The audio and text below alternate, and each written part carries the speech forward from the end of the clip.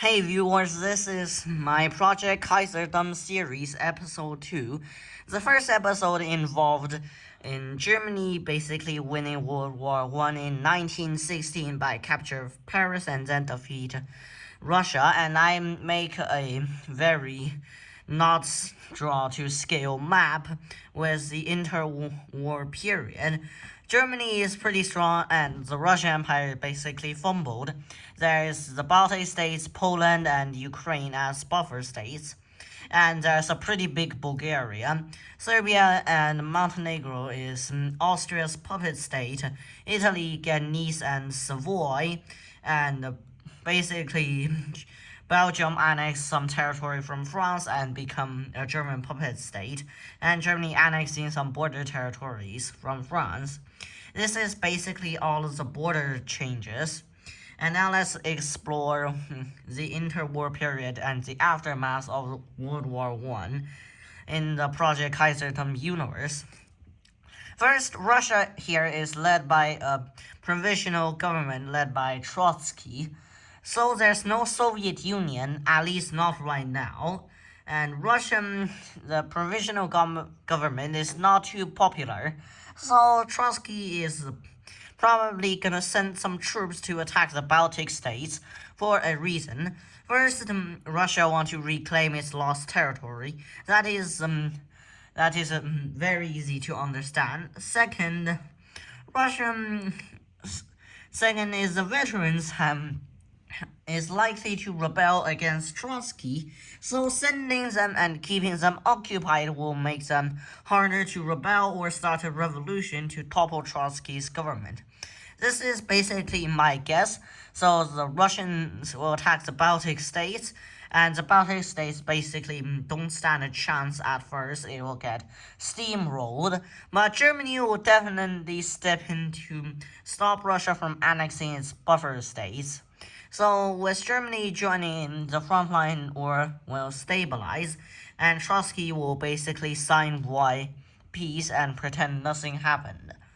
And in Britain, this is 1916, but the Irish are rebelling. But after my calculation, the Irish will be crushed by Britain. There is a reason they will get crushed.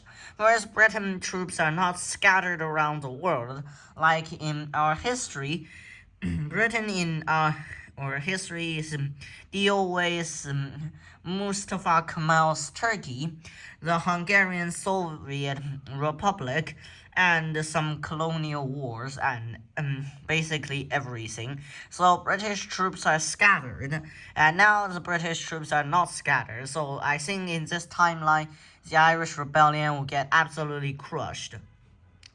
So Britain will get to keep Ireland for now, but the Irish will not be happy, and that could be a ticking time bomb. And here's France, the third Entente power that get defeated in First World War. This in the Kaisertum timeline.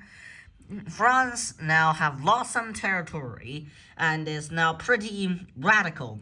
France will either go extreme left or extreme right, i.e. communism or ultranationalism.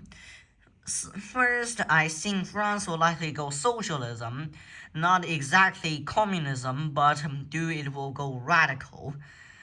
The reason for this is because historically, after the World War I, France's voters, about 1/3 of the voters voted for left-leaning or radical parties, so I think France will eventually go socialist, and Britain will go isolationism, and the Liberal Party will take over in Britain and make it isolationism, while France will eventually go socialism.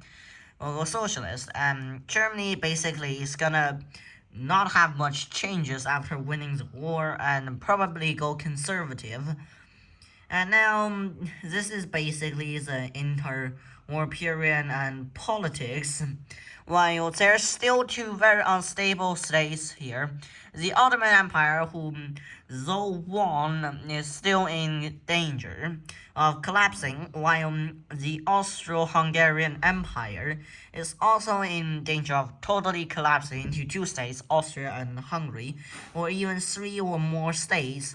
So Austria do have to watch out for something else, but here, Austria's ruler will likely be the reformer King Charles I. So, Austria probably could survive in his reform, or his reform just totally fail and Austria still collapse. And this is basically the interim war period. Wait for episode 3. And if you didn't watch episode 1, I have a literal playlist on YouTube, so watch it. And please subscribe.